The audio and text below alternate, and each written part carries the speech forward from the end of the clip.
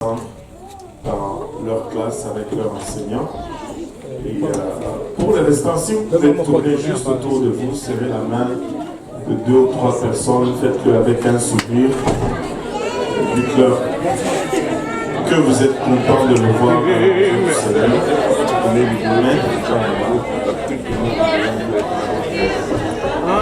Faites-le avec un sourire. Si vous ne connaissez pas les noms, demandez les noms. Dites-leur, moi je m'appelle Crainte, comment vous vous appelez?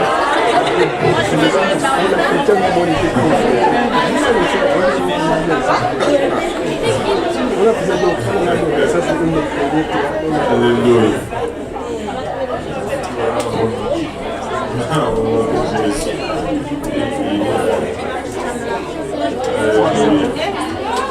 Seigneur est bon, n'est-ce pas? Amen. Le Seigneur est très bon, le Seigneur est fidèle. Ah, ok, oui, c'est correct, je ne suis pas tombé.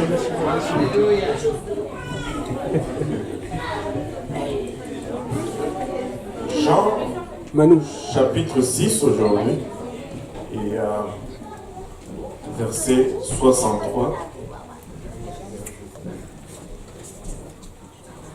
Jean chapitre 6, verset 63. Si vous l'avez trouvé, dites Amen. Amen.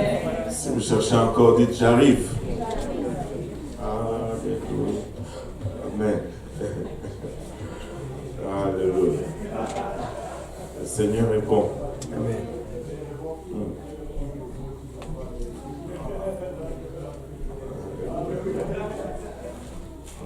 C'est quoi? Il y a un autre service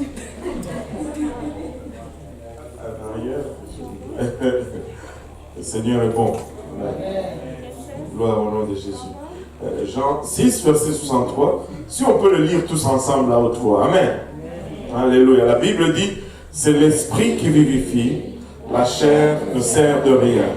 Les paroles que je vous dis sont esprit et vie. Waouh! C'est l'esprit qui vivifie, la chair ne sert de rien. Prions tous ensemble. Papa, nous te rendons grâce encore une fois, éternel, pour ton amour, ta bonté et ta fidélité. Seigneur, nous te remercions pour le privilège que nous avons de nous retrouver dans ta maison, Seigneur, et de ressentir ta présence en ces lieux, Seigneur. Papa, nous réalisons, Papa, le prix payé pour celle-ci. Et nous ne voulons pas la prendre pour acquis, Papa. Et en ce moment, alors que nous venons, Papa, recevoir de ta part, nous réalisons encore une fois que nous sommes des hommes charnels, Seigneur, et que cette parole est esprit, et que, parce qu'elle est esprit et que nous sommes charnels, elle est folie pour notre raisonnement, et nous ne pouvons pas la saisir de nous-mêmes. Aide-nous maintenant, nous te prions, Seigneur, et Papa, que nous puissions l'appréhender, qu'elle puisse trouver une place dans nos cœurs où elle va germer, produire de fruits, et que ce fruit nous conduise jusque dans la vie éternelle. C'est avec action de grâce dans les cœurs que nous te prions ici, dans le nom précieux de Jésus. Nous disons tous au nom de Jésus. Alléluia.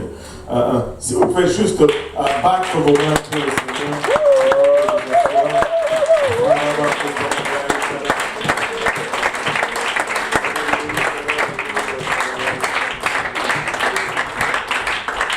Alléluia Jésus, alléluia Seigneur.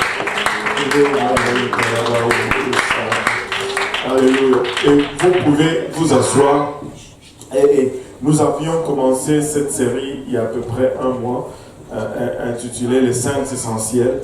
Et durant cette série, nous voulions toucher à 5 points.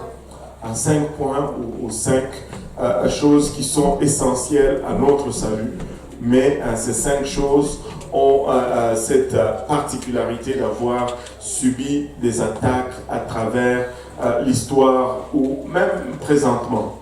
Vous savez, tout ce qui va être en corrélation directe avec le salut va toujours faire objet d'attaques virulentes de la part du Seigneur, de l'ennemi plutôt. Parce que le désir de l'ennemi, c'est de ne pas... c'est de nous voir manquer notre rendez-vous avec le Seigneur. Par-dessus toute chose, le plus grand plaisir du diable, c'est de nous voir perdus. nous pouvons expérimenter tout ce que nous voulons de la part de Dieu. Du temps que nous n'expérimentons pas le salut, le diable est content. Et il va toujours nous pousser dans ce sens ou dans cette direction. Alléluia. Et la première des choses que nous le voyons attaquer, c'est vraiment la parole. Nous avons vu comment cette première attaque était orchestrée contre la parole du Seigneur, directement dans le jardin d'Éden. Quand on voit le diable entrer en scène, sa première entreprise, c'est de s'en prendre à la parole de Dieu. Dieu a-t-il réellement dit? Et c'est les tout premiers mots qu'on le voit prononcer dans la parole de Dieu. Après cela, nous avions parlé de la foi qui est la résultante directe de la parole de Dieu. La foi vient de ce qu'on entend, et ce qu'on entend vient de la parole de Dieu. Et quand la parole de Dieu est attaquée, la conséquence directe de cette attaque, c'est la foi. Et nous faisons face à des antagonistes de notre foi. Et laissez-moi vous dire, si vous allez avoir la foi dans cette génération, vous allez devoir vous battre pour cette foi. Si vous allez croire au Seigneur, vous allez devoir vous battre pour cette foi. Jude nous donne cet avertissement. Il nous dit que il prend le temps de nous écrire au sujet de cette foi qui a été donnée une fois pour toutes aux saints. Et vous devez résister pour votre foi. Vous devez vraiment vous battre pour la foi. Sans cela, vous n'allez pas pouvoir y arriver. Et la troisième chose qu'on a vue la semaine dernière, on a parlé du sang. Le sang, nous avons vu comment le sang fait partie intégrale du salut que nous vivons.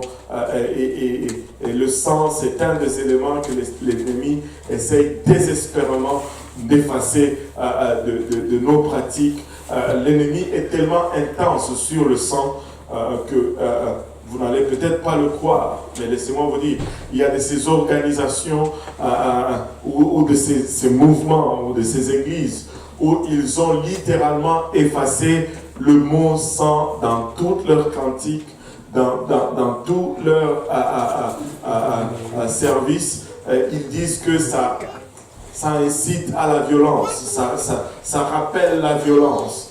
Et laissez-moi vous dire, le sang de Jésus-Christ ne rappelle pas la violence. Au fait, sans le sang, il n'y a pas pardon de péché.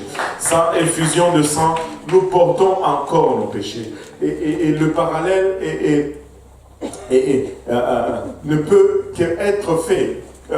Quand la Bible nous dit que sans effusion de sang, il n'y a pas de pardon de péché. Mais cette même Bible, cette même écriture nous dit repentez-vous et que chacun de vous soit baptisé au nom de Jésus-Christ pour le pardon de péché. En fait, le pardon de péché est cet élément commun qui nous permet de dire que le nom est égal au sang. Quand tu invoques le nom, tu amènes le sang. Parce que sans effusion de sang, il n'y a pas de pardon de péché. Et nous sommes baptisés pour le pardon de péché. Alléluia. Et l'élément qui amène le sang dans l'eau, c'est le nom de Jésus-Christ. Quand on invoque le nom de Jésus-Christ, on amène le sang dans l'eau du baptême. Et c'est ce qui efface au fait nos péchés. Alléluia. Sans le nom, on n'a pas de sang. Et sans le sang, on n'a pas de pardon de péché.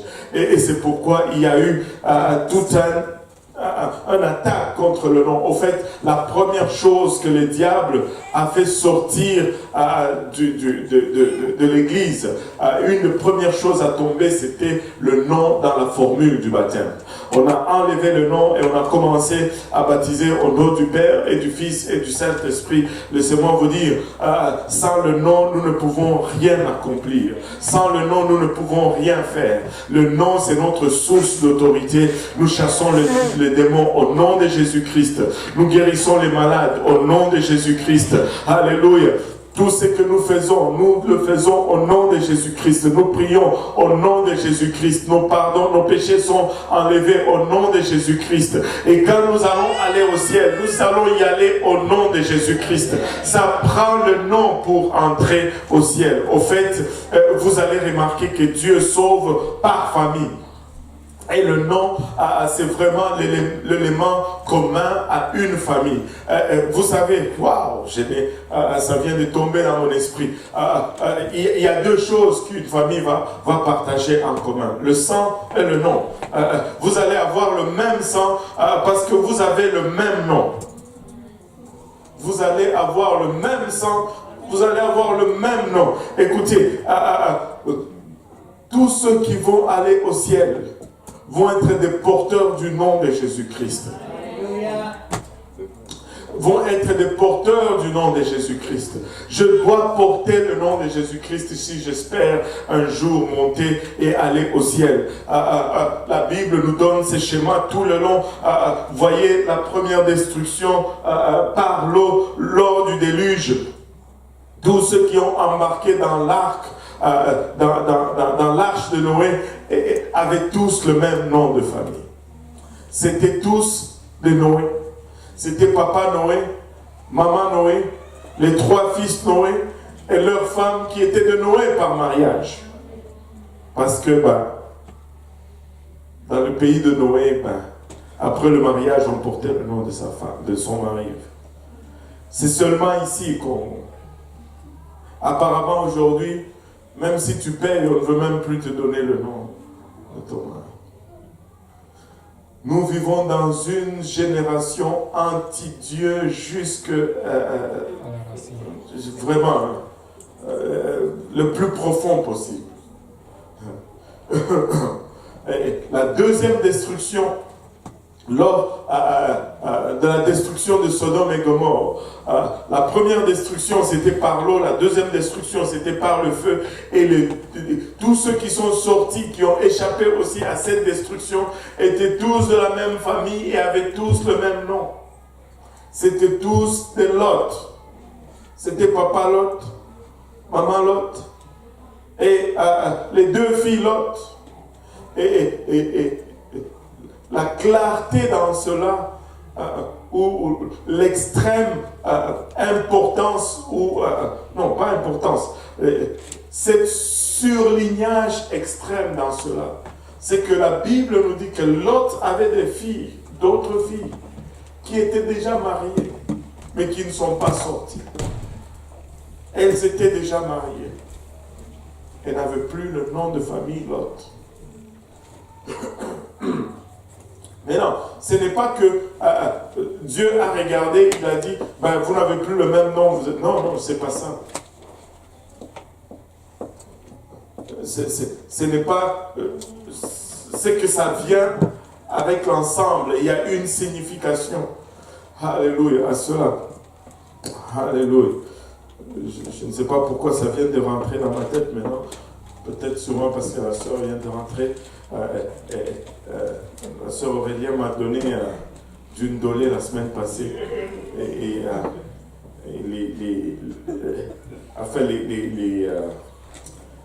Les casseroles qu'elle m'a données, j'ai eu de la difficulté à les ouvrir. C'était tellement spécial. J'ai regardé, je tirais ici et là, j'ai dit, mince, comment j'ai fait pour manger ce qu'il y a dedans? Et finalement,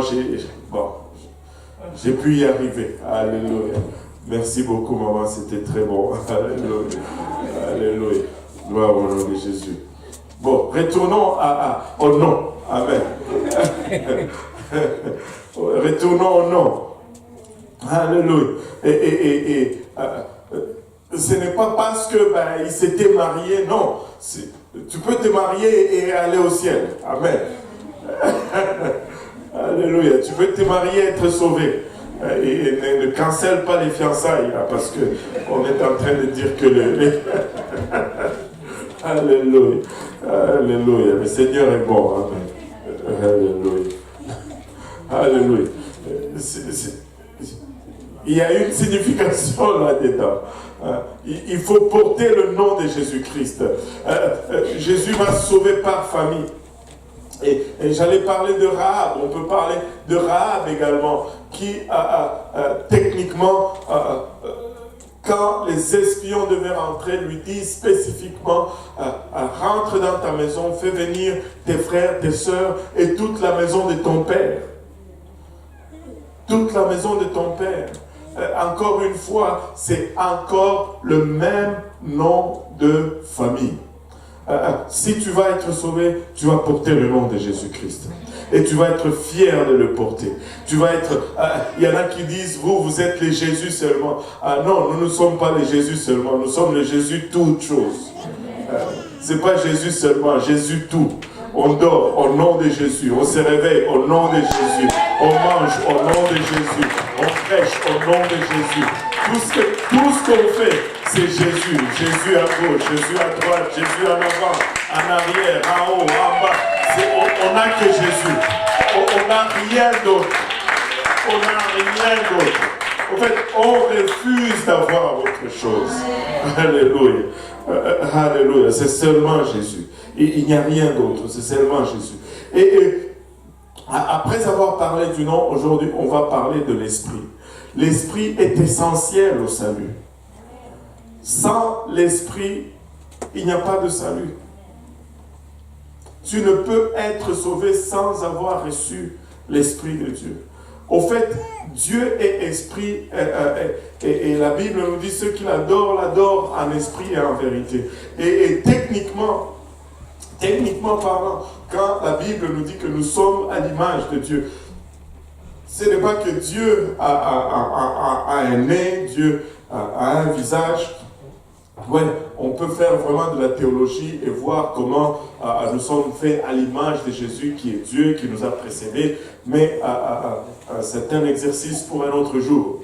Mais vraiment, la partie en nous qui est l'image de Dieu, c'est l'Esprit de Dieu qui habite en nous. Et c'est par cet Esprit de Dieu que nous allons avoir une interface pour communiquer avec Dieu, en fait. Et lors du péché dans le jardin, la Bible nous dit que l'homme est mort ce jour-là. Et oui, littéralement, l'esprit en lui est mort ce jour-là. Et à partir de ce jour-là, l'homme n'était plus comme Dieu l'avait créé. Il n'était plus de corps, d'âme et d'esprit, mais l'esprit qui était en lui était séparé de Dieu. L'esprit qui était en lui était mort littéralement. Et c'est pourquoi la Bible peut nous regarder et nous dire que nous sommes tous morts à nous-mêmes. Et c'est pourquoi nous avons besoin de cette nouvelle naissance. Si nous gardons cet état de mort, mais nous n'allons pas pouvoir entrer dans le royaume de Dieu. Le verset que nous avons lu au début nous dit c'est l'esprit qui vivifie, la chair ne sert de rien. Le mot vivifier signifie au fait redonner la vie. Parce que au fait, avant de venir à Dieu, ou avant de naître de nouveau, ou si l'homme pécheur est mort en lui-même. L'esprit est mort en lui. Et tu peux voir à travers tout l'Ancien Testament, à travers toute l'histoire de l'humanité, jusqu'à ce que Jésus vient, le plan de Dieu, où tout ce qui arrive, c'est toujours dans le but de restaurer cet esprit en l'homme, cet esprit que l'homme a perdu, ou cette interface, au fait, qu'il a dû perdre lorsqu'il a commis le péché. La promesse ne nous a pas été donnée seulement dans le Nouveau Testament. La promesse a commencé depuis l'Ancien Testament. Déjà, le livre d'Ézéchiel nous dit dans Ézéchiel 36, 24, « Je vous retirerai d'entre les nations, je vous rassemblerai de tout le pays et je vous ramènerai dans votre pays. » Ici, Israël, plutôt Dieu est en train de parler à Israël. Mais littéralement, le processus est le même. Dieu tire un peuple de toutes les nations. Dieu tire un peuple de différentes nations. Regardez ici, nous venons de plusieurs nations déjà. Il y a le Cameroun qui est valablement représenté ici. Il y a la Côte d'Ivoire qui n'est pas en reste. Il y a Haïti qui est là. Il y a la Colombie, c'est la Colombie. Alléluia. Il y a le Québec qui est là. Il y a le Burkina Faso. Il y a est-ce qu'il y a c'est le Guatemala ou Vous, maman, c'est Colombie aussi? Oh, Colombie, alléluia. Guatemala qui est là. Guatemala, c'est frère Antonio, oui. Guatemala qui est là. Et Colombie aussi, je pense. Non, la sœur. Oui. La sœur d'Anna, c'est Colombie aussi. Mais il y a beaucoup de Colombie ici. Alléluia. Colombia. Alléluia. Et il y a la Côte d'Ivoire, la sœur Odile. L'autre jour, j'étais surpris de voir la sœur Odile ici. J'ai dit, mais qu'est-ce que... Alléluia, mais content de la voir là. Alléluia. Gloire au nom de Jésus. Et j'ai entendu le Congo, quelque part ici. Alléluia. Le Burundi qui est valablement représenté. Le Togo, avant que je ne me fasse fusiller. Alléluia. Le Mali. Le Mali est là. C'est le Rwanda? Non, c'est le Burundi. C'est pas le Rwanda. J'ai déjà dit. J'allais être lancé en confusion. Alléluia. Le centre. Oh. Je veux faire la prison aujourd'hui. Aïe, aïe, aïe. Aujourd'hui, j'ai fini de prêcher, je sors par derrière pour éviter la sœur crainte par là. Alléluia. Gloire au nom de Jésus. Le Bénin est là. Alléluia. Haïti chérie. Wow. On en a en masse. Alléluia. En pile, je devais dire en pile. En pile. Alléluia. Et différents pays représentés, Dieu nous tire de toutes les nations. De toutes les nations. Il dit, je répandrai sur vous une eau pure. Wow, regardez ceci. Tu vois le plan du salut partout. Il dit, je vais d'abord, vous alliez ailleurs, je vais vous faire venir ici. Ça, vous devez faire demi-tour, en fait.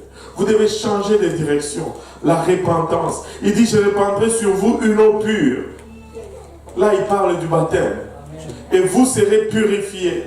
Vos péchés seront enlevés. Je vous purifierai de tous vos souillures et de toutes vos idées. Ouh, alléluia. Et je vous donnerai un cœur nouveau et je mettrai sur vous un esprit nouveau, le baptême du Saint-Esprit. Amen. Tu dois recevoir l'Esprit du Seigneur. Alléluia. Tu dois recevoir l'Esprit du Seigneur. La promesse n'était pas seulement dans l'Ancien Testament. La promesse... regardez ceci.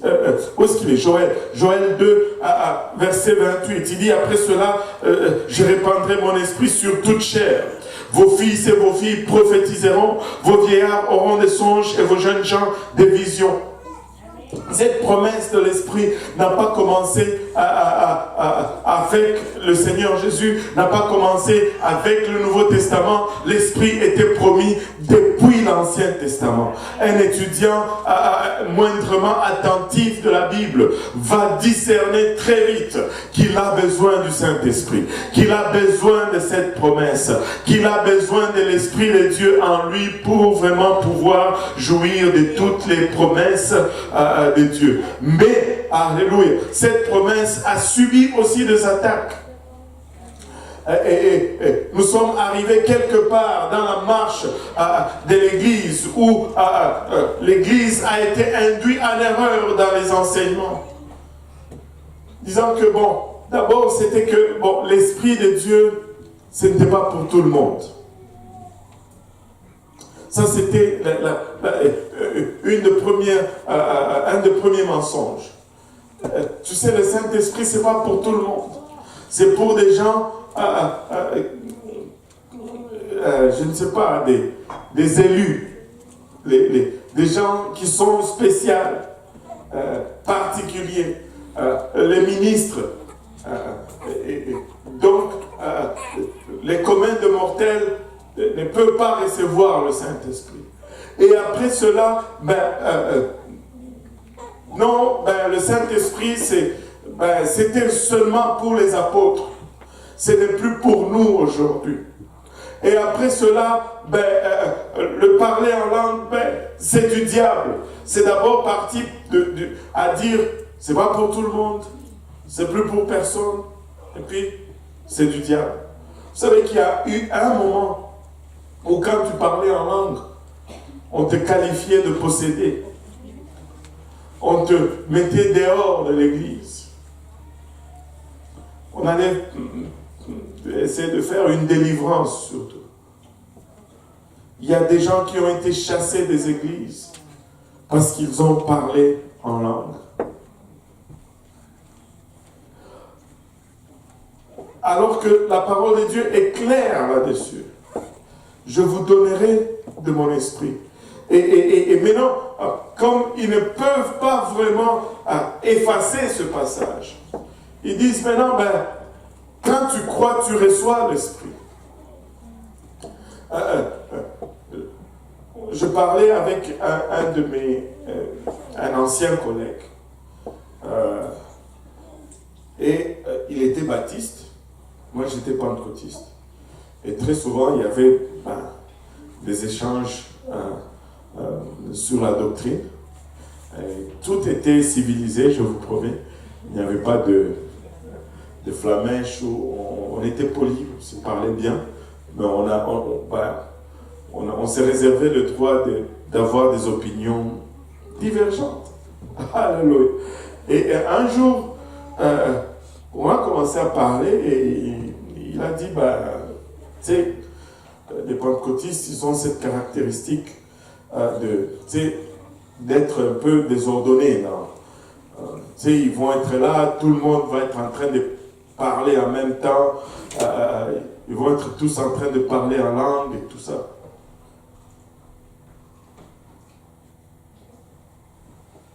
J'espère que rien ne va exploser ici. Alléluia. Je vais juste avancer. Il faut que je finisse le message. Vous ne voulez pas. Alléluia. Alléluia. Bon, il disait que comment est-ce que Dieu peut vous entendre? Tout le monde est en train de parler en même temps. Celui-ci ici, j'ai dit waouh, je suis gratté la tête. Je lui ai dit, il y a combien de personnes sur la face de la terre? 6 milliards quelques. Tu sais, si on commençait à faire des tours pour que Dieu puisse nous entendre, même si on s'organisait tous ensemble, on dit on va prier chacun à son tour pour éviter que Dieu nous entende. Il y en a qui n'auront pas le temps. Leur tour ne viendra jamais, ils vont mourir. Même si on se disait 1 minute par personne, 6 milliards de minutes, ça fait combien de jours? Je ne sais pas, je ne suis pas fort en maths. Je ne suis pas fort en maths. Mais il y en a qui n'auront pas le temps de prier. Écoute, pendant que nous prions ici maintenant, il y a des gens qui prient au Congo, il y a des gens qui prient en Australie, il y a des gens qui prient en Amérique latine. Tu penses que c'est cela qui va bouleverser Dieu? Alors, si ton Dieu est bouleversé par cela, il n'est pas vraiment Dieu. Mon Dieu peut être en tout lieu, en même temps. Alléluia. Il peut entendre une multitude de requêtes en même temps et y répondre en même temps parce qu'il est Dieu. Alléluia. Je peux lui parler de ces murs en même temps et l'autre lui parle de ces murs en même temps et il nous répond instantanément parce qu'il est Dieu. Parce qu'il est Dieu. Nous pouvons lui parler en même temps. En même temps. En même temps. Sinon, nous serons dans les troubles. Nous serons dans le trouble. Nous pouvons prier ici en même temps et Dieu va entendre chacune de nos prières. Chacune de nos prières. Et il nous le démontre des fois. Nous venons en avant ici, nous prions tous en même temps et 5 personnes reçoivent le don du Saint-Esprit en même temps. Parce qu'il a entendu en même temps. Dieu est omniprésent, il est tout puissant, il peut faire toutes ces choses. Il peut faire toutes ces choses. S'il faut parler en langue, parle en langue. Parle en langue. N'attends pas que l'autre arrête pour commencer à parler. Non, non, non. Et il y a une différence. On va y arriver. Écoutez, on est arrivé à une place où on nous dit le parler en langue, c'est du diable. Et là, mon ami Baptiste, il me dit, je lui dis, mais as-tu reçu le Saint-Esprit? Il dit oui. Il dit, tu ne parles pas en langue? Il dit non. Pauvre moi, j'étais confus parce que j'étais jeune dans le Seigneur. Et là, je lui dis, mais comment tu sais alors que tu as reçu le Saint-Esprit? Il dit, parce que lorsque j'ai récité la prière du pécheur, j'ai reçu le Saint-Esprit en même temps. J'ai dit, waouh! C'est comme si je te dis, je peux te donner $100 sans que je te le donne, en fait. Lorsque je dis que je vais te le donner, tu l'as reçu. Aucune preuve de cette réception, rien.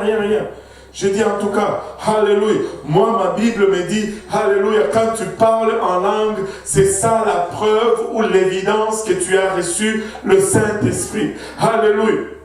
Vous savez, s'il n'y avait pas de parler en langue, nous n'allons pas être, nous, les nations, acceptées dans l'Église. Si ce n'était pas du parler en langue, les apôtres n'allaient pas dire que nous sommes sauvés. Ils n'allaient pas reconnaître cela. Pierre a été appelé chez Corneille. Il est allé à reculons. Il était très hésitant parce qu'il n'a jamais entré dans la maison d'un païen. Et quand il arrive là-bas, après avoir été convaincu justement par le Saint-Esprit d'y aller, il est allé. Il arrive là-bas, il leur dit en premier, vous savez que je n'entre jamais dans une maison des souillés. En fait, vous êtes des impurs, moi je suis pur. Je ne suis même pas supposé être ici. Si je suis ici vraiment, c'est parce que Dieu m'a parlé. Alors, pourquoi m'avez-vous fait venir? Et aussi le regarde, il leur dit, ils lui disent, nous étions en train de prier. L'ange est venu et il nous a dit de te faire venir. C'est toi qui dois nous dire ce que nous devons savoir. Et là, Pierre secoue la tête. Il dit, vraiment, je vois que Dieu ne fait aucune différence entre les gens. Il dit, vraiment, laissez-moi vous dire. Et il a commencé à prêcher Jésus qui est venu. Jésus qui est mort. Jésus qui est ressuscité. Et que c'est en son nom qu'on reçoit le pardon des péchés. Et alors qu'il était en train de dire ça, bang! Le Saint-Esprit tombe sur tous ceux qui étaient dans la maison. Et comment est-ce qu'il a su que le Saint-Esprit est tombé? Ils n'ont jamais récité la prière du pécheur, ces gens-là. Ils n'ont pas récité, ils n'ont pas dit « Je reçois Jésus comme mon sauveur ». Non, c'était bang! Ils ont commencé à parler en langue. Et Pierre dit « Lorsque je les ai vus parler en langue, j'ai pu confirmer que le Saint-Esprit est entré en eux. » Il dit « Car ou parce que je les ai entendus parler en langue et glorifier Dieu. » Et par la suite, il dit, comment puis-je refuser l'eau de baptême à ceux qui ont reçu le Saint-Esprit comme nous? Ils ont reçu le Saint-Esprit comme nous. Comment les disciples avaient reçu le Saint-Esprit? Avec l'évidence de parler en langue. Avec l'évidence de parler en langue. Écoutez, je dois recevoir le Saint-Esprit. Des fois, ça vient avant que je ne sois baptisé. Boum! Alléluia, tant mieux. Des fois, c'est pendant que je suis baptisé. Alléluia, tant mieux. Des fois, c'est après que je sois baptisé. Gloire à Dieu. Des fois, c'est après longtemps que je sois baptisé. Je me rappellerai toujours cette histoire. C'est une des filles qui venait ici une fois. Elle venait à l'église. Elle était, tu sais, il y a de ces choses qui qui nous entravent pour recevoir le Saint-Esprit. Une de ces choses qui nous entravent très souvent, c'est la repentance. Il faut d'abord que la repentance soit sincère. Mais une autre chose qui nous entrave à recevoir le Saint-Esprit très souvent, c'est notre conception en fait. Des fois, les gens cartésiens, les gens qui sont enclins au raisonnement, ou les gens qui aiment bien parler. Il y a des gens qui aiment bien parler, qui vont soigner leur diction, ils vont bien prononcer les mots. Ils aiment être en contrôle de leur langue. Ils vont avoir de la difficulté à recevoir le Saint-Esprit. Je ne dis pas qu'ils ne vont pas le recevoir, mais ils vont galérer plus, parce qu'ils ont plus à abandonner en fait. Le Saint-Esprit, quand il vient, tu perds le contrôle de ta langue. C'est comme, mais eux, ils veulent soigner leur parler. Hein, ils veulent, et là, c'est la lutte. Ils veulent bien prononcer, et le Saint-Esprit dit et la lutte se trouve à ce point-là.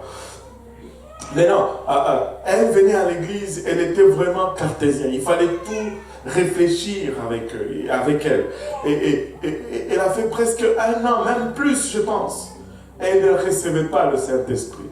Elle priait, mais il y avait autre chose. Il y avait autre chose aussi en elle. C'était une personne un peu sensible aussi. Elle n'aimait pas qu'on la touche. Quand elle venait à l'hôtel et qu'on priait pour elle, si tu mets ta main sur elle, ça la dérangeait. Alors, nous les pentecôtistes, quand on la voit venir en avant pour prier pour le Saint-Esprit, on devient excité. Et là, on est là. Pauvre fille, elle arrête de prier. C'est de ces choses, on doit être juste sensible. Que Dieu nous aide. Avec le temps, on apprend. Amen. Et ça a pris du temps avant qu'elle reçoive le Saint-Esprit. Et elle venait, je me rappelle un jour, j'étais dans une étude biblique, cette étude biblique, je ne l'oublierai jamais. Et j'étais là, j'enseignais, et il y avait un jeune qui était musulman qu'ils avaient invité. Je ne sais pas, ils me piègent toujours comme ça, ces jeunes. Ils vont inviter quelqu'un, ils ne vont pas m'avertir. Et puis moi, je vais venir là-bas, je vais enseigner, puis je vais avoir des problèmes. Et là, j'enseignais, et puis à la fin, le musulman commençait à dire, de toutes les façons, nous adorons le même Dieu. Je dis, Je dis, non, on n'adore pas le même Dieu. Et là, il s'est fâché. Il dit, mais comment ça, on n'adore pas le même Dieu? Je dis, c'est très simple, parce que ce que le Dieu de la Bible demande, ce n'est pas ce que le Dieu du Coran demande. Ça ne se peut pas, c'est pas possible que ça soit le même. J'étais juste sincère et honnête. En fait, je voulais juste être honnête. Je dis, c'est pas le même Dieu. Le Dieu du Coran dit qu'on doit prier en regardant à la Mecque. Le Dieu de la Bible, lui, disait qu'il faut regarder au temple, à Jérusalem. Tu sais, il y a de ces places, si tu te trouves dans le monde, si tu regardes à la Mecque, tu tournes le dos à Jérusalem. Ça ne peut pas être le même. Alors, c'est impossible. L'autre Dieu, il dit, un homme, une femme. L'autre Dieu, il dit, un homme jusqu'à 4 femmes. Ça ne peut pas être le même. Ça ne peut pas être le même. C'est juste des choses comme ça et tu avances, tu dis, mais c'est pas le même. C'est pas que j'ai dit que l'autre, je n'ai même pas encore dit c'est celui-ci le bon ou celui-ci le mauvais. Non, j'ai dit simplement que c'est pas le même Dieu. Et il s'est fâché. Mais honnêtement, c'est pas le même Dieu. Eux, ils peuvent dire que le leur c'est le bon. Moi, je dis que le nôtre c'est le bon. Mais dire que c'est le même, c'est être malhonnête intellectuellement. Ce n'est pas honnête. Il faut juste l'honnêteté nous demande, nous pousse à dire que ce n'est pas le même. celui du Coran, de la Bible, nous dit il faut être baptisé pour être sauvé. Celui du Coran nous dit il faut aller à la Mecque et il faut prier 5 fois par jour pour être baptisé, pour être sauvé en fait. Ici, c'est pas le même. C'est pas le même. Anyway. Et là, dans cette étude biblique, cette fille était là aussi. Enfin, on ne s'est pas battu avec le frère musulman. On a résolu cela en paix. Mais chacun est resté sur ses positions. Amen. Alléluia. Et la sœur est venue et me dit, mais pasteur, pourquoi est-ce que moi je ne reçois pas le Saint-Esprit? Laissez-moi vous dire, je n'avais pas de réponse. Elle dit, et il faut faire attention. Elle dit, certaines personnes me disent, oh, je ne me suis pas repenti. Mais pasteur, je suis sincère. Je veux Dieu, je veux recevoir le Saint-Esprit. Et elle a commencé à pleurer. Laissez-moi vous dire, j'ai commencé aussi à pleurer parce que je pouvais voir son désespoir. Mais j'étais aussi sans ressources. Tu sais, tu peux juste dire ce que tu peux dire, après, tu restes aussi un homme comme elle. Et tu dis, je ne sais pas, on va juste continuer de prier et Dieu va donner, il va répondre. Toi, juste persévère. Je ne dis pas que tu ne t'es pas repenti. Il faut jamais dire à quelqu'un ça. On ne connaît pas le cœur de la personne. Il ne faut pas dire ce que tu ne connais pas. Amen. Et là, on est sorti de là, on a essuyé nos larmes et on a continué. Mais un jour, c'était encore une fois l'étude biblique du lundi. Je suis allé là-bas, j'ai commencé l'étude, elle n'était pas là.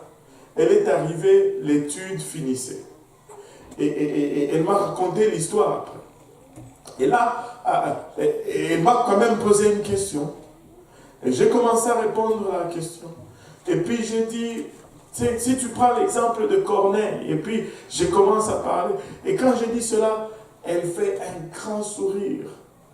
Elle dit, pasteur, est-ce que tu peux me déposer aujourd'hui? Je voulais te parler. J'ai dit, ok, il n'y a pas de problème. Et je devais déposer quelques personnes. Je me suis arrangé pour déposer les autres. Et puis, à la fin, je l'ai déposée en dernier pour qu'elle puisse me parler. Amen. Et là, quand je dépose et que je reste avec elle, et puis je dis, bon, qu'est-ce que tu voulais me dire? Là, elle commence à me dire, aujourd'hui, j'ai prié à la maison, j'ai dit au Seigneur, Seigneur, il faut que tu me donnes le Saint-Esprit aujourd'hui. J'ai dit, ok, c'est bon. Elle dit, et puis quand je voulais sortir pour aller à l'école, à l'étude biblique, j'ai manqué l'autobus. Et c'est pourquoi je suis arrivé en retard. Elle dit, pendant que je sortais de la maison, j'ai dit au Seigneur, Seigneur, donne-moi un signe que tu vas me donner le Saint-Esprit aujourd'hui. Elle dit, ok, je vais aller à l'étude biblique. Si on enseigne sur Corneille, je vais savoir que c'est mon jour pour recevoir le Saint-Esprit. Et là, moi, j'avais enseigné sur Corneille, mais elle n'était pas là. Et quand elle est arrivée, j'avais déjà fini d'enseigner.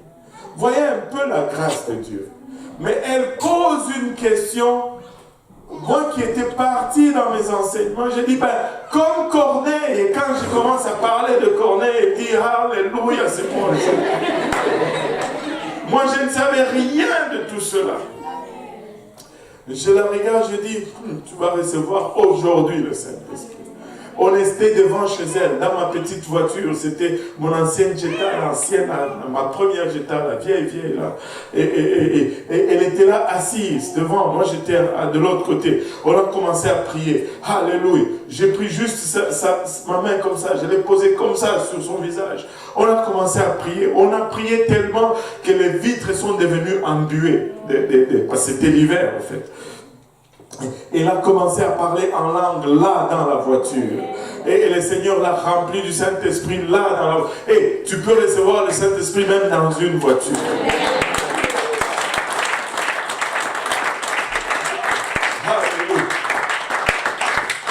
Et tu voyais, ça venait. Et comme c'était quelqu'un qui aimait bien prononcer, tu voyais, ça venait. Et puis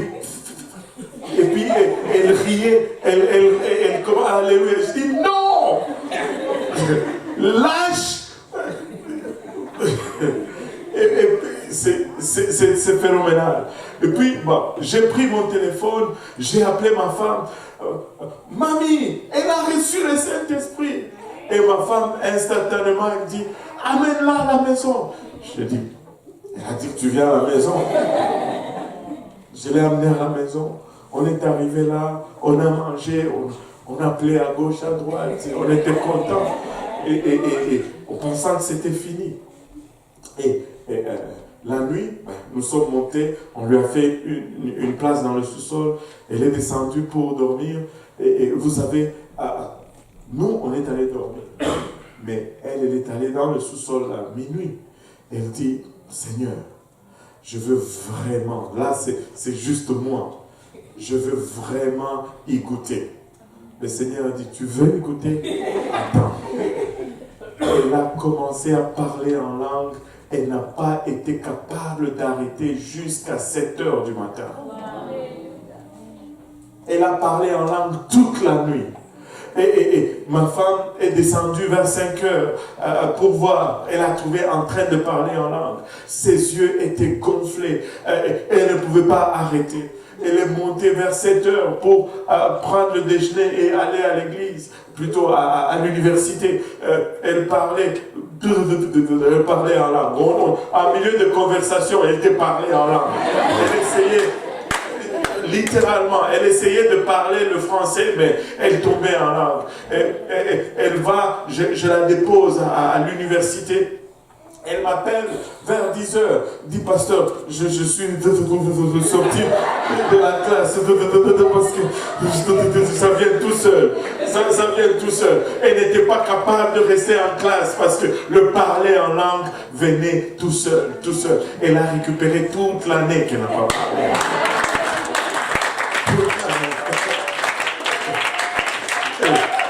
Le Saint-Esprit, c'est réel. C'est réel. C'est authentique. C'est authentique. Au fait, Pierre, quand il devait se justifier devant les anciens, il dit, comment pouvais-je, moi, leur refuser le baptême si ils ont reçu le Saint-Esprit comme nous? Et ces gens-là ont compris. Écoutez, l'évidence du Saint-Esprit, c'est le parler en langue. Quand tu reçois le Saint-Esprit, tu vas parler en d'autres langues. Le monde ne veut plus qu'on le fasse. Le monde, alléluia, lutte contre cela. Mais quand tu reçois le Saint-Esprit, tu parles en langue. Quand tu reçois le Saint-Esprit, alléluia, tu acquiers cette habilité qui te permet de communiquer directement avec Dieu sans interférence. Le diable ne peut pas brouiller cela. Même ton intelligence ne peut pas brouiller cela. Tu sais, des fois, nous prions, tu vas prier. Pardon, et tes pensées vont errer de fois. Tu vas être en train de prier, et puis après, tu vas commencer à penser au frère Karl que tu as croisé là en venant à l'église. Tu pries, oh Seigneur Jésus, que tu es bon, que tu as été miséricordieux. J'ai rencontré le frère Karl des fois. Seigneur, tu es bon. Et tu pries des fois, tes idées vont à gauche et vont à droite. Mais quand tu parles en langue, l'Esprit lui-même intercède en poussant des soupirs inexprimables que tu ne sais même pas pourquoi tu parles. Mais tu es en train de prier en perfection. Tu es en train de faire une prière plus excellente. Il y a des hommes et des femmes de Dieu qui, en intercédant en langue, ont touché des sujets qui leur étaient totalement inconnus. Je vais vous donner l'histoire d'une dame qui priait en langue. Elle se réveillait à 2 heures du matin, presque chaque jour. Et elle allait prier. Ce jour-là, il y avait juste un nom qui lui revenait. Et le nom, c'était le nom du garçon d'une de nos sœurs de Trois-Rivières. Et elle dit, elle ne savait pas pourquoi prier. Mais elle citait juste son nom et puis elle priait en langue. Elle citait son nom, elle priait en langue. Et le lendemain au matin, elle dit, je vais un peu appeler la sœur en question pour avoir des nouvelles. Elle dit, comment ça va ma sœur? J'ai prié ce soir et le nom de Zach revenait tout le temps dans ma prière. J'ai prié en lui, je priais en lui. Et la sœur, à l'autre bout du téléphone, elle a commencé à pleurer. Et dit, wow, tu ne sais pas, vers 2h, 3h du matin, Zach a été trouvé allongé sur l'autoroute, ivre mort. La police l'a ramassé et l'a ramené à la maison alors qu'il était ivre, couché sur l'autoroute. Sur l'autoroute. Pas sur une rue, sur l'autoroute. Qui sait? Qui sait? N'eût été cette prière d'intercession, qui sait ce qui allait arriver? Un camion, une voiture qui roule à grande vitesse, qui sait qu'est-ce qui allait arriver? Mais une prière sans avoir aucune idée de ce qui s'est passé. Mais lorsqu'on s'abandonne à l'esprit et qu'on prie en langue, on ne sait pas qu'est-ce qu'on est en train de toucher. On ne sait pas qu'est-ce qu'on est en train, alléluia, d'adresser. Nous n'allons pas permettre à l'ennemi de nous voler de cela. Nous allons prier en langue. Nous allons intercéder en langue. Nous allons exercer le don de l'esprit en nous.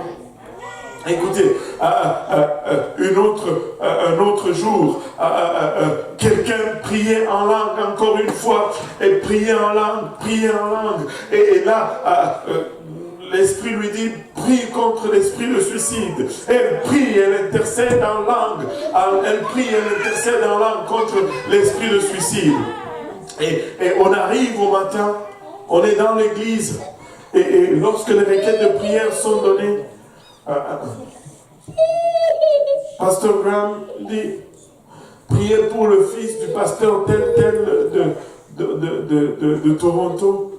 Son fils a essayé de commettre le suicide au milieu de la nuit. Tu ne sais pas qu'est-ce que tu es en train d'adresser quand tu pries en langue. Le diable est un menteur. Nous allons prier en langue. Nous allons intercéder en langue. Nous allons chanter en langue. Nous allons utiliser le don du Saint-Esprit en nous.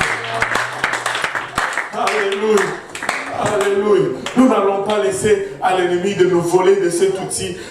L'esprit en nous est essentiel. Alléluia. La Bible nous dit dans 2 Corinthiens 3,6 qu'il lui aussi nous a rendus capables d'être ministres de la nouvelle alliance. Non de la lettre, mais de l'esprit. Car la lettre tue, la loi à elle seule tue. Mais l'esprit rend la vie. L'esprit vivifie. Je dois avoir le Saint-Esprit en moi pour être vivifié. Le livre de Romains est un livre très intéressant en ce qui concerne le don de l'esprit. Regardez le 8e chapitre. Alléluia.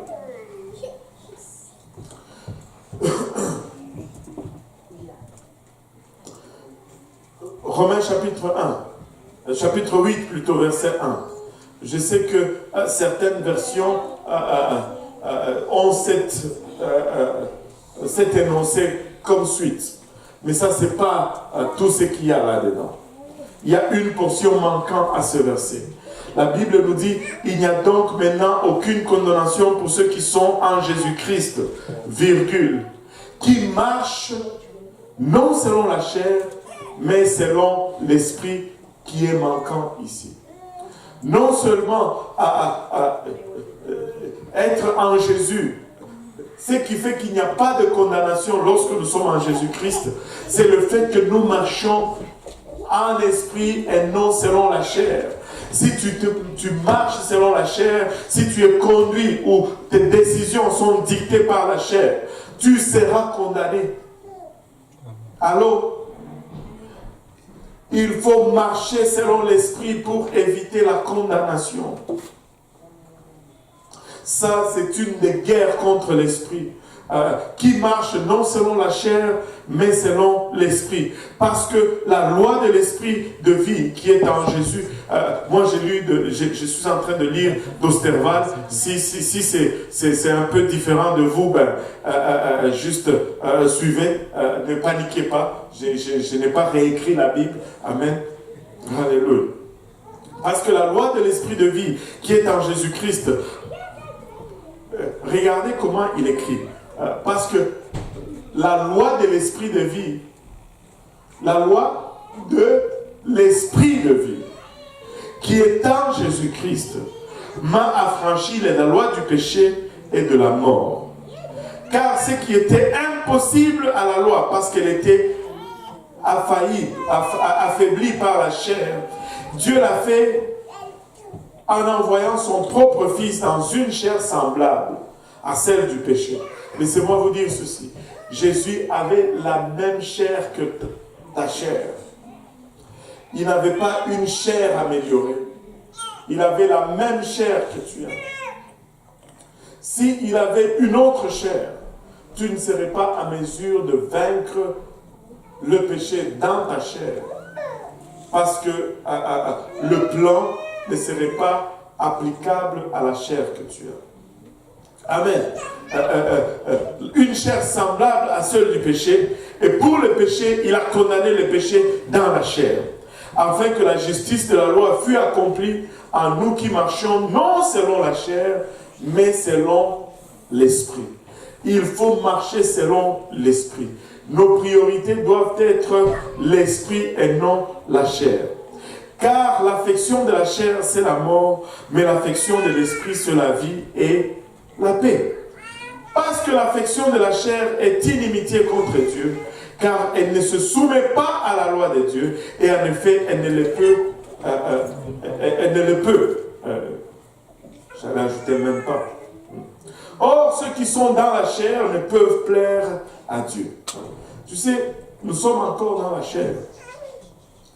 Il dit que si nous sommes dans la chair, nous ne pouvons pas plaire Dieu. Mais si nous continuons à marcher dans la chair, nous ne pouvons pas plaire Dieu. Pour vous, vous n'êtes point dans la chair, mais dans l'esprit, s'il est vrai que l'esprit de Dieu habite en vous. En d'autres termes, il dit, si vous n'avez pas le Saint-Esprit, vous êtes dans la chair.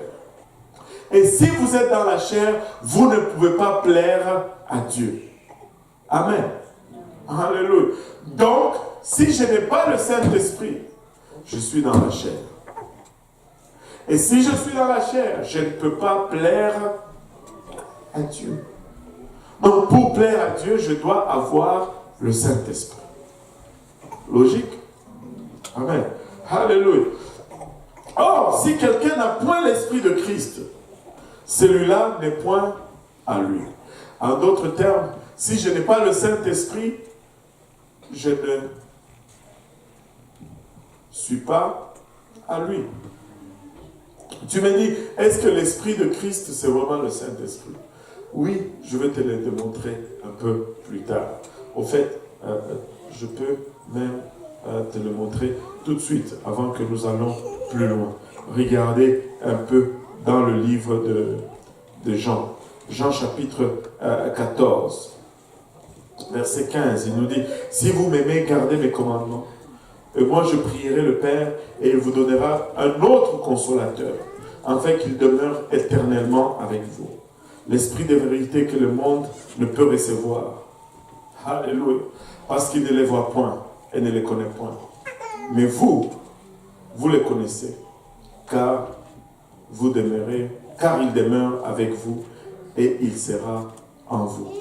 Il demeure avec eux, mais il sera en eux. Jésus qui demeurait avec eux, c'était l'Esprit de Dieu, c'était cet autre consolateur, alléluia. Et c'est cet esprit que Romain est en train de nous parler en ce moment, alléluia.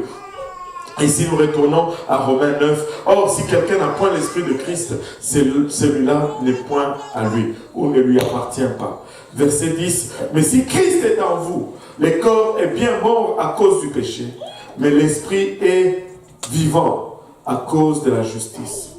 Et regardez le verset 11. Et si l'Esprit de celui qui a ressuscité Jésus les morts habite en vous, celui qui a ressuscité Christ d'entre les morts rendra aussi la vie à vos corps mortels. Comment? Par son Esprit qui habite en vous. Le Saint-Esprit, c'est le pouvoir même, c'est la puissance même de la résurrection. Je dois avoir le Saint-Esprit en moi si je vais ressusciter au son de la trompette. Je dois avoir le Saint-Esprit en moi si, moindrement, je dois faire partir de l'enlèvement. Alléluia. Je ne veux pas manquer cette première résurrection. Et pour ne pas manquer cette première résurrection, je dois recevoir le Saint-Esprit en moi. Ainsi donc, frères, nous ne sommes point redevables à la chair pour vivre selon la chair. En effet, si vous vivez selon la chair, vous mourrez. Mais si par l'Esprit vous faites mourir les œuvres du corps, vous vivrez. Car tous ceux qui sont conduits par l'Esprit de Dieu sont enfants de Dieu. Waouh! Tous ceux qui sont conduits, regardez un peu cette progression. Il dit d'abord, si tu n'as pas son esprit, tu ne lui appartiens pas, tu es juste la chair. Maintenant, si tu as l'Esprit de Dieu, tu commences à lui appartenir. Mais vous et moi, êtes d'accord que depuis que nous avons reçu le Saint-Esprit, il y a des fois où il nous parle et nous disons, il te dit, va à l'église. Toi, tu dis, ah non, je vais un peu aller à la fête. Et va, tu sais, ces choses-là. Le Saint-Esprit te dit fais ceci, tu dis tu sais, au début quand tu les reçois, il te dit saute, tu sautes, il te dit fais ceci, mais après avec le temps tu commences à discuter avec le Saint-Esprit, il te dit fais ça, tu dis je peux faire ceci aussi, et là tu n'es plus conduit par l'Esprit. Non seulement il faut avoir l'Esprit, mais il faut aussi se laisser conduire par l'Esprit. Et l'Esprit parle. Vous savez, moi, je sais exactement pourquoi Dieu a mis les ministères dans l'Église. Vous savez, il y a 5 ministères que Dieu a mis dans l'Église. Les prophètes, les évangélistes, les docteurs, les apôtres et les pasteurs. Les pasteurs aussi. C'est Dieu qui les a mis. Maintenant, regardez ceci. Vous savez pourquoi Dieu a mis les pasteurs dans l'église?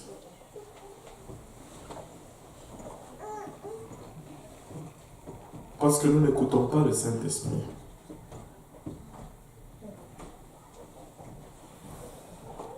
Parce que nous n'écoutons pas le Saint-Esprit. Vous savez que la voix du pasteur, c'est vraiment le dernier recours de Dieu dans ta vie.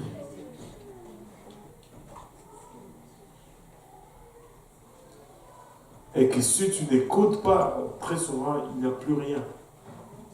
Il n'y a plus rien. Tu me dis, mais pasteur, où est-ce que tu te donnes beaucoup de crédit? Pardon, je vais juste donner la parole de Dieu. Regardez, rappelez-vous de David. Il a péché. Et si vous lisez le psaume, vous allez le discerner très vite.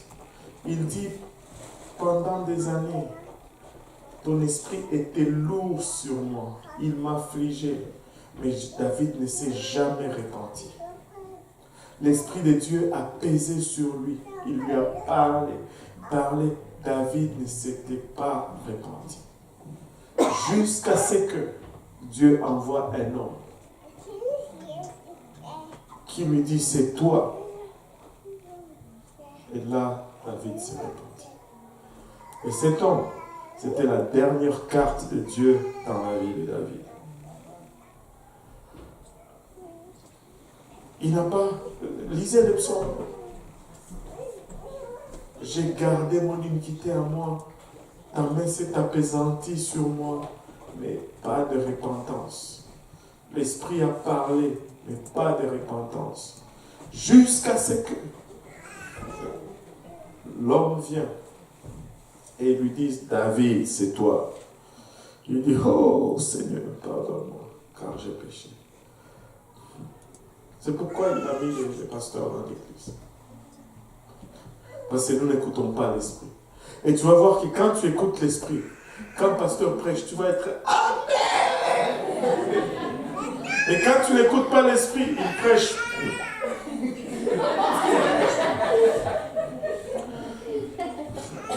C'est souvent ça. C'est souvent ça. C'est souvent ça. C'est souvent ça. Quand tu as écouté l'esprit, oh, alléluia. Anyway, car vous n'avez point reçu un esprit de servitude, regardez ceci, oh, ça devient encore plus puissant. Quand vous n'avez pas reçu un esprit de servitude pour être encore dans la crainte, mais vous avez reçu un esprit d'adoption, que tout le monde dise d'adoption. D'adoption par lesquels nous crions Abba Père, car c'est l'esprit lui-même qui rend témoignage à notre esprit que nous sommes enfants de Dieu. Écoutez, pour que je sache et que je sois sûr que je suis enfant de Dieu, mais c'est l'esprit qui va rendre ces témoignages. Ce n'est pas ce que j'ai fait, c'est l'esprit en moi qui rend témoignage que je suis enfant de Dieu. Et nous sommes enfants, nous sommes aussi héritiers, héritiers de Dieu et co-héritiers de Christ, si toutefois nous souffrons avec lui, afin que nous soyons aussi glorifiés avec lui. C'est le Saint-Esprit qui me rassure que je suis enfant de Dieu. Si je n'ai pas le Saint-Esprit, je n'ai aucune assurance de ma filiation. Oh Dieu. Waouh. Waouh. Je veux recevoir le Saint-Esprit. Je veux juste le recevoir. Et pour finir, juste un dernier passage que j'aime beaucoup, que je sais que je l'ai déjà partagé beaucoup, mais je le partage encore. Alléluia. Si nous pouvons nous lever tous ensemble, je dois recevoir le Saint-Esprit. C'est par le Saint-Esprit. En fait, le Saint-Esprit, c'est vraiment le pouvoir de vivre au-dessus du péché. C'est le Saint-Esprit qui me guide pour que je puisse éviter le péché. Sans le Saint-Esprit, je marche dans le péché. Sans le Saint-Esprit, je ne peux pas vaincre le péché, en fait. Et le parler en langue, c'est vraiment l'évidence du Saint-Esprit. Est-ce qu'il y a des gens qui n'ont pas encore reçu le Saint-Esprit avec l'évidence de parler en langue? Si vous ne l'avez pas encore reçu, vous pouvez le recevoir aujourd'hui. Alléluia. Alléluia. Tu vas le recevoir, mon ami. Alléluia. Gloire au nom de Jésus. Regardez ceci. Jésus a reçu encore une fois la visite de Nicodème, un chef des Juifs, vient le voir de lui parle du Saint, de comment il était grand. Le Seigneur lui dit, si tu n'es pas né de nouveau, tu ne peux pas vraiment entrer dans le royaume de Dieu. Et Nicodème, qui ne savait pas ce que cela signifiait finalement, le Seigneur commence à lui répondre et lui dit au verset 5, Jésus répondit, en vérité, je te dis que si un homme est né d'eau et d'esprit, il ne peut entrer dans le royaume de Dieu. Ce qui est né de la chair est chair, ce qui est né de l'esprit est esprit. Ne t'étonne point de ce que je t'ai dit, il faut que vous naissiez de nouveau. Je pense que c'est l'un des versets les plus révélateurs en ce qui concerne le don du Saint-Esprit avec l'évidence de parler en langue.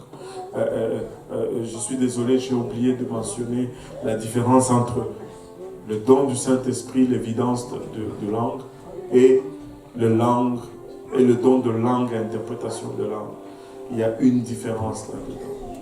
Ce n'est pas la même chose. Le don de langue, interprétation de langue, c'est une opération de l'Esprit en nous qui fait partir de 9 dons de l'Esprit. Mais le parler en langue, ça donne la confusion parce qu'on dit parler en langue. Mais on pouvait même dire prier en langue. C'est l'évidence ou la preuve qu'on a reçu le Saint-Esprit. Et c'est un outil que Dieu nous donne afin que nous puissions l'utiliser tous les jours. Nous devons prier en langue tous les jours. Mais ce n'est pas tous les jours que nous allons donner un message en langue qui doit être interprété. En fait, la Bible nous dit une façon très simple de discerner. Celui qui parle en langue, il parle à Dieu et il est en train de dire des mystères et personne ne le comprend. Mais celui qui donne un message en langue, il parle à l'Église. Et il faut que quelqu'un donne une interprétation pour que cela soit utile. C'est deux choses différentes, deux opérations différentes. Et Jésus nous dit ici au verset 8, le vent souffle où il veut. Et tu en entends le bruit. Que tout le monde dise, tu en entends le bruit. Mais tu ne sais d'où il vient ni où il va. Il en est de même de tout homme qui est né de l'Esprit.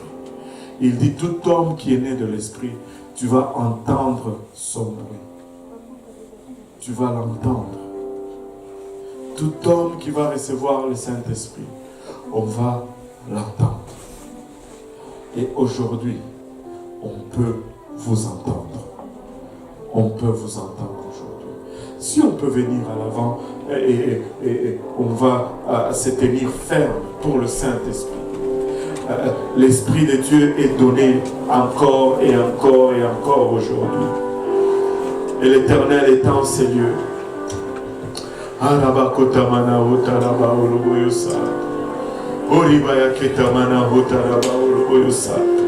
Alléluia. On va faire juste une chose. S'il vous plaît, on va faire juste une chose avant de commencer à prier. Venez vous joindre à nous. Alléluia. Mais on va faire juste une chose avant de commencer à prier. Amen. Et on a parlé des choses qui entravent souvent avant de recevoir le Saint-Esprit. Et une des choses qui entrave, c'est la repentance. Amen. Et donc on va se repentir tous ensemble. Amen. On va se repentir tous ensemble avant de commencer à prier. La repentance, ce n'est pas seulement cet acte de demander pardon ou de pleurer, mais la repentance implique aussi une prise de décision. C'est-à-dire, je me décide vraiment de faire un demi-tour dans ma vie et de te suivre. Amen. Alléluia. Si nous pouvons fermer nos yeux pour un moment tous ensemble. Alors que nous prions, si nous pouvons en même temps parler à Dieu à notre propre façon. Alléluia, Seigneur, nous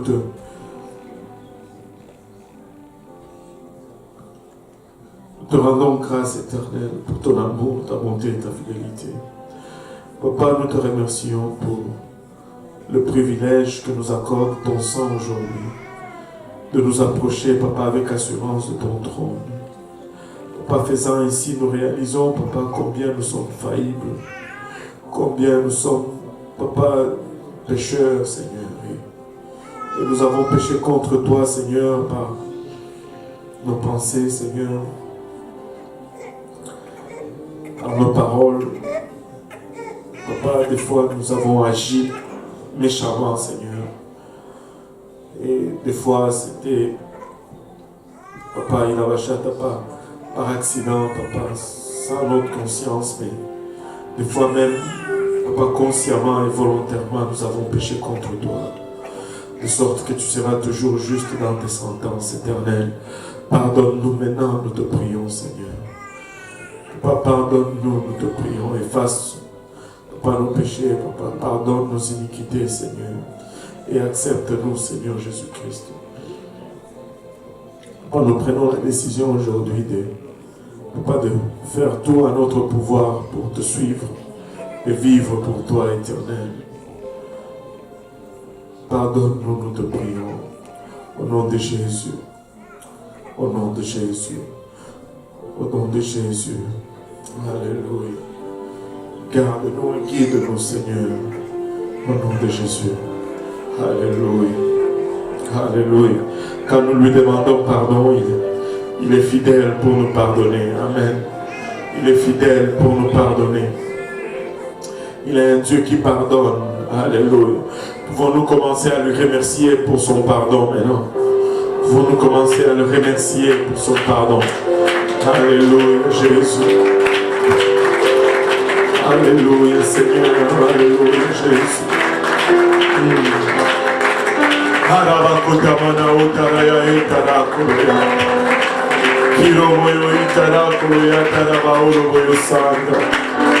Maintenant, si nous pouvons juste commencer à l'adorer. Si nous pouvons commencer à l'adorer, Seigneur. Si nous pouvons juste l'adorer. Si nous pouvons juste commencer à l'adorer. Alléluia. Il est digne d'honneur, il est digne de louange. À nous voir notre bouche. En émettant un son. Alléluia.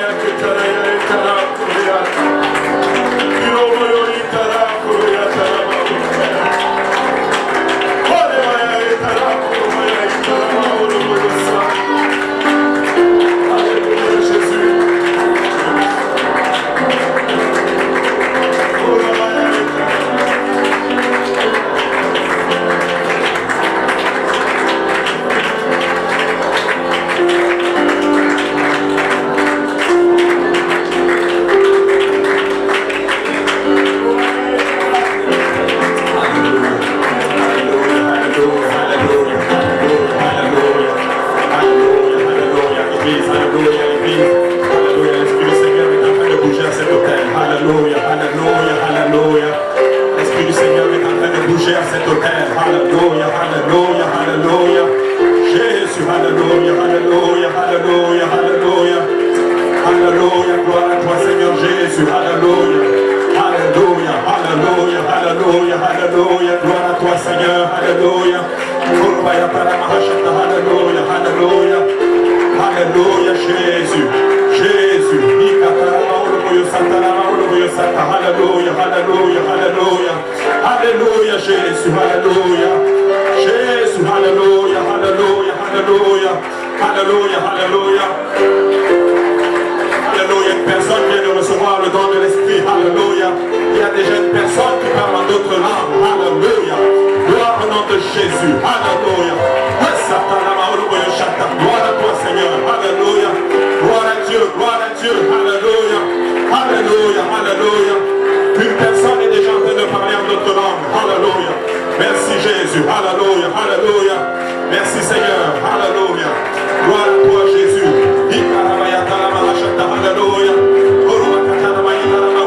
Alléluia. Alléluia, Alléluia, Alléluia. Pour ceux qui parlent, ça va parler en d'autres langues. Alléluia. À saturer ces lieux, tu parlais en langue. Alléluia. L'Esprit du Seigneur bouge. Il y a encore d'autres personnes qui sont en train de prier pour l'Esprit. Alléluia, Alléluia, Alléluia. Alléluia. Gloire à toi Jésus. Alléluia. Alléluia. Alléluia Jésus. Alléluia, Alléluia, Alléluia. Merci Seigneur. Alléluia. C'est ça ma soeur. C'est ça ma soeur. Alors que tu adores le Seigneur, il va prendre le contrôle de ta langue. Alléluia Jésus. Alléluia. Alléluia. Alléluia.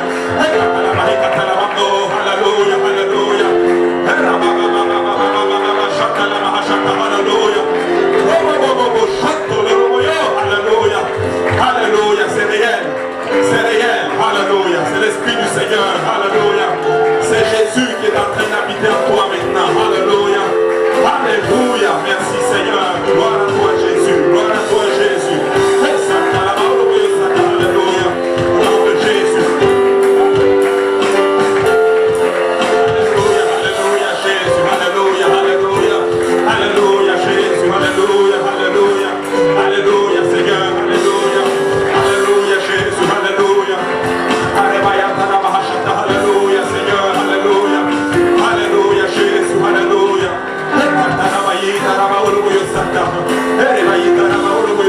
Alléluia. L'Esprit du Seigneur est en train de bouger à cet hôtel, l'église. L'Esprit du Seigneur est en train de bouger à cet hôtel. Alléluia. C'est réel. C'est réel. C'est réel. Alléluia. Alléluia.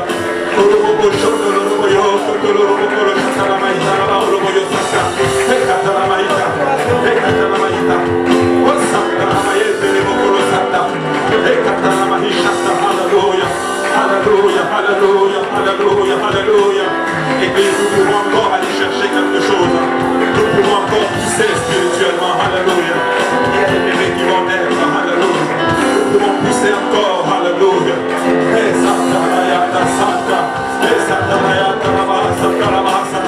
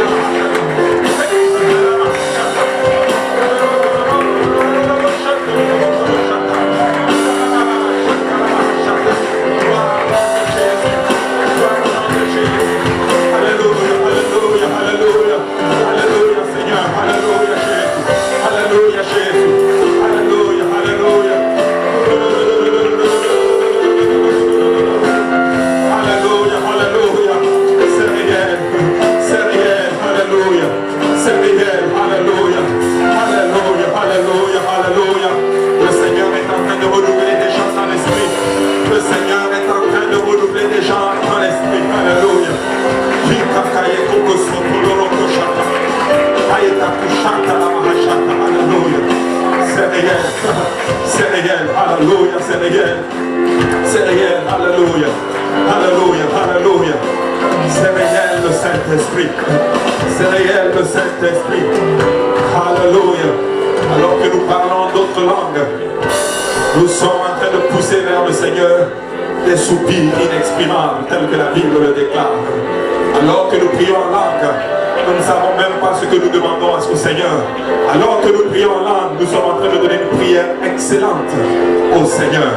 Car l'Esprit sonde, alléluia, même les profondeurs de Dieu, alléluia. Alléluia. Alléluia, j'ai envie de dire ceci à certaines personnes. Certaines d'entre vous, vous ne savez même pas ce que vous êtes en train de demander à Dieu. Certains d'entre vous, vous êtes en jeûne en ce moment. Certains d'entre vous, vous êtes en train de chercher la face de l'Éternel. Je vais dire à quelqu'un aujourd'hui, le Seigneur répond à ta prière. Même si tu ne sais pas ce que tu es en train de demander à Dieu, l'Esprit du Seigneur répond à ta prière aujourd'hui. Alléluia. Je vais dire à quelqu'un aujourd'hui, l'Esprit du Seigneur va faire quelque chose dans ta vie. Dieu est en train d'opérer au sein de son Église. Dieu est en train de travailler au sein de son Église. Et il va faire de grandes choses. Alléluia.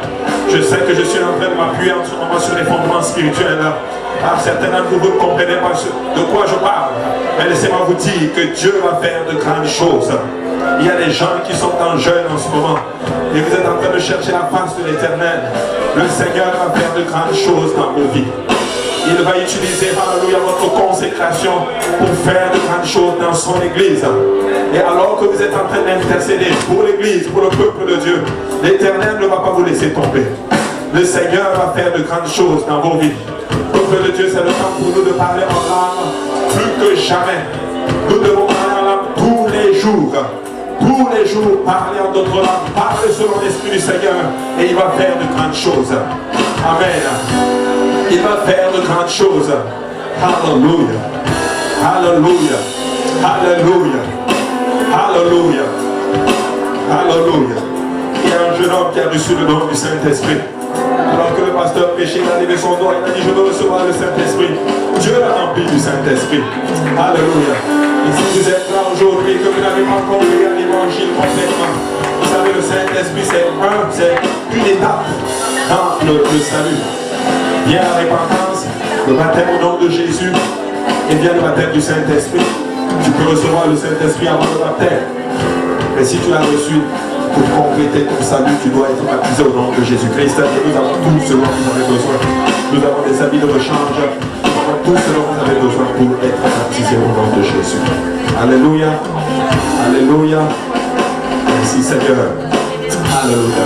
Alléluia. Merci Seigneur. Venez, on va terminer avec une prière. On va sceller ceci littéralement dans le sang de Jésus-Christ. Quand vous allez sortir d'ici, que personne ne vous trompe en ce qui concerne le Saint-Esprit. Que personne ne vous dise que le Saint-Esprit c'est du fake. Que personne ne vous dise que si tu as reçu le Saint-Esprit, si quelqu'un te dit que c'est pas réel, dis-lui qu'il ment. Parce que tu l'as expérimenté. Amen. Quand j'ai reçu le Saint-Esprit, c'était dans un service un peu comme ceci. Et quand je suis sorti, il y a des gens qui ont trouvé le moyen pour me dire que non, c'était n'importe quoi et que c'était juste moi. Mais je vais vous dire une chose. Le Seigneur ne veut pas que vous soyez confus en ce qui lui concerne. Il ne va pas permettre qu'un mauvais esprit entre en toi alors que tu lui demandes son esprit. Nous sommes des parents. Un père, un enfant ne va pas lui demander du poisson à son père et son père va lui donner un serpent. C'est dans les Écritures. Tu as demandé le Saint-Esprit, il t'a donné le Saint-Esprit. Ce n'est pas un mauvais esprit, c'est l'Esprit tout-puissant qui habite en nous. Christ en nous, l'espérance de la gloire. Alléluia. Levons-nous tous ensemble. Église, tenons-nous, nous allons nous rendre ministère les uns envers les autres. Nous allons prier les uns pour les autres. Que le Seigneur garde ton frère, qu'il garde ta soeur, qu'il garde ton frère, qu'il garde la foi de ton frère. Please, que ce qui a été prêché ne soit pas volé. Que le Seigneur garde ce qui a été prêché aujourd'hui dans nos cœurs. Alléluia. Alléluia. Amen. Ah, frère Brigitte, priez. Alléluia. Est-ce qu'on peut élever la voix en ce moment, Seigneur Jésus? Seigneur Jésus, nous te louons, t'exaltons, te magnifions, Seigneur Jésus, pour cette parole de grâce qui est sortie, Seigneur mon Dieu, mon roi. Nous avons la foi, Seigneur mon Dieu, mon roi, que ton Esprit Saint, Seigneur mon Dieu, c'est le carburant qu'il nous faut, Seigneur Jésus. Jour après jour, Seigneur, nous parler en langue, Seigneur Jésus. Jour après jour, nous pourrons expérimenter, Seigneur, cette puissance d'en haut, Seigneur Jésus. Aide-nous, Seigneur mon Dieu, mon roi. Aide-nous, jour après jour, Seigneur mon Dieu, mon roi, à nous souvenir de toi, Seigneur Jésus. Aide-nous, jour après jour, Seigneur mon Dieu, à ne pas être envahi, Seigneur Jésus. Oh, par les problèmes de ce monde, les difficultés de ce monde, Seigneur. Et t'oubliant, Seigneur Jésus. L'oubliant, Seigneur mon Dieu, mon roi. Oh, le carburant, Seigneur Jésus. Qui va faire en sorte que notre vie spirituelle, Seigneur mon Dieu, mon roi, va aller de l'avant, Seigneur Jésus. Qui va faire en sorte que, Seigneur mon Dieu, comme on m'a venu, Seigneur Jésus, nous puissions monter, Seigneur, avec toi. Qui va faire en sorte que, Seigneur mon Dieu, quand la trompette va sonner, Seigneur mon Dieu, nous puissions monter, Seigneur Jésus. Je prie encore sur moi, Seigneur, quand tu nous renouvelles encore par la puissance de l'Esprit Saint, quand tu renouvelles chacun d'entre nous, Seigneur, quand tu nous manifestes dans notre vie, Seigneur Jésus, et que jour après jour, Seigneur, nous expérimentions cette puissance, Seigneur Jésus. Nous expérimentions cette puissance au nom puissant de Jésus.